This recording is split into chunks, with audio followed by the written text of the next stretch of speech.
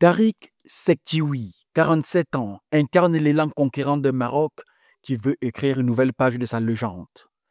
Ancien joueur du FC Porto et de l'AS Auxerre, il a façonné sa réputation en dirigeant les clubs de premier plan au pays et en glanant une médaille de bronze avec la sélection olympique aux Jeux de Paris 2024. Son credo, un football résolument offensif, rythmé et audacieux. Sa mission au CHAN est claire, prolonger le règne des Lions de l'Atlas en décrochant un troisième titre après ceux de 2018 et 2020.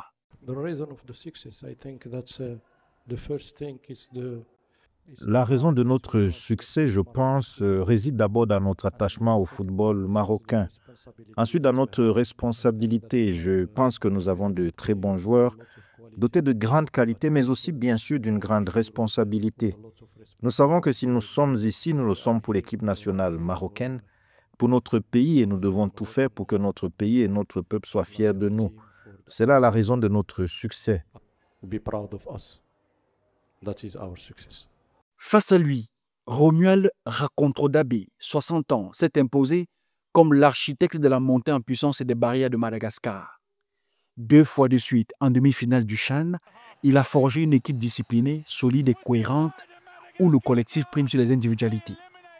Avec une approche tactique rigoureuse, un mélange de jeunesse et d'expérience, et une préparation mentale exigeante, il a su transformer Madagascar en véritable outsider crédible, capable de surprendre même les favoris.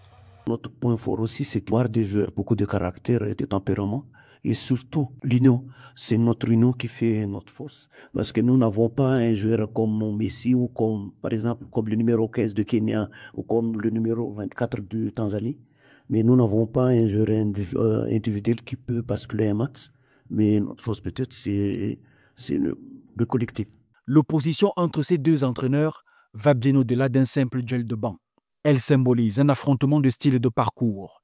Sektiwi, le technicien moderne qui prêche l'attaque et l'ambition sans complexe, contre Rakontodabé, le stratège patient qui fait de l'unité et de la discipline son âme principale. Leur face-à-face en finale sera autant une bataille tactique qu'un choc d'histoire. Celle d'un Maroc habitué au sommet et celle de Madagascar en quête d'un premier titre historique. Ce samedi 30 août 2025, le Safaricom Stadium Kasarani au Kenya s'apprête à vibrer sous les couleurs du Maroc et de Madagascar. Dans une finale inédite du championnat d'Afrique des Nations, les Lions de l'Atlas affronteront les Barreya. Un choc qui va bien au-delà du simple enjeu sportif pour les Lions de l'Atlas, qui visent un 3e titre continental, et pour les Malgaches qui concrétisent un rêve national.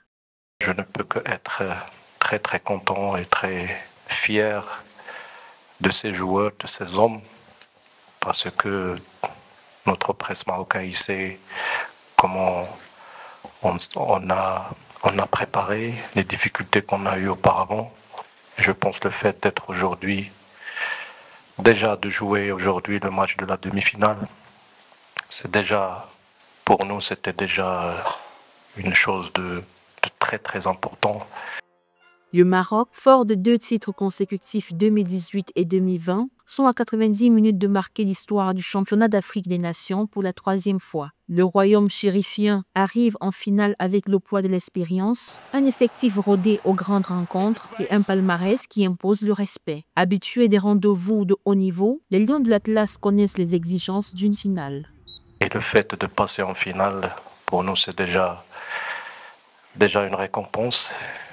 Et déjà un titre, vu comment on a commencé et on est venu.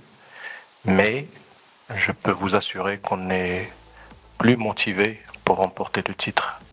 Le Maroc aborde cette finale avec le statut de favori, déterminé à décrocher la prochaine coupe. Plus qu'un simple match, cette édition du CHAN 2025 est une occasion pour les Lions de l'Atlas d'entrer dans l'histoire et de confirmer leur suprématie sur le football local africain. À la clé, 3,5 millions de dollars pour le vainqueur, 1,2 million pour le finaliste, 700 000 et 600 000 dollars pour les 3e et 4e. Le Sénégal a terminé son parcours au championnat d'Afrique des Nations CHAN 2024 sur une bonne note en remportant la médaille de bronze vendredi 29 août en battant le Soudan 4-2 au tir au but après un match nul 1-1 au temps réglementaire. Les Lions locaux champions sortants n'ont pas conservé leur titre après leur défaite en demi-finale face au Maroc, mais terminent tout de même 3e, tandis que le Soudan, éliminé par Madagascar, se place 4e. Je pense que au début, ce n'était pas évident. Je vous assure, s'il était à identifier au départ, je pense qu'aujourd'hui, cette performance mérite d'être saluée. Si on voit les joueurs dont nous disposons, qui se sont battus pour avoir cette performance. Je pense qu'aujourd'hui, c'est l'occasion de remercier les garçons qui ont fait un excellent match. Remercier l'ensemble de la fédération, mais également tout mon staff qui m'ont aidé dans la prise de bonnes décisions. Le match pour la 3e place a démarré intensément. À la 6e minute, le Soudan a pris l'avantage grâce à une tête de Mohamed Tia Assad sur corner, exploitant une défense sénégalaise attentiste. Menés, les Sénégalais ont ensuite dominé le jeu et égalisent à la 58e minute par Serigne Ndiaye, relançant un match âprement disputé qui s'est achevé sur un nul au terme du temps réglementaire. Gagner aux séries de tirs au but, pour moi, c'est chapeau. Parce qu'on avait perdu en demi-finale, prétextant que les garçons ne sont pas bons en tir au but, mais ils ont montré effectivement que c'est des exercices qu'on a l'habitude de faire à la fin de chaque match. Après le nul au temps réglementaire, la séance de tir au but a été directement lancée selon les règles du CHAN. Les Sénégalais se sont montrés plus adroits et calmes, convertissant 4 de leurs tirs, tandis que leur gardien a brillamment arrêté 2 tirs soudanais. Cette victoire offre aux Lions une médaille et une place sur le podium, clôturant leur parcours continental sur une note positive. Quant au Soudan, rappelons qu'il s'agissait de leur 3e participation en match de classement après une première médaille de bronze décroché en 2011 contre l'Algérie.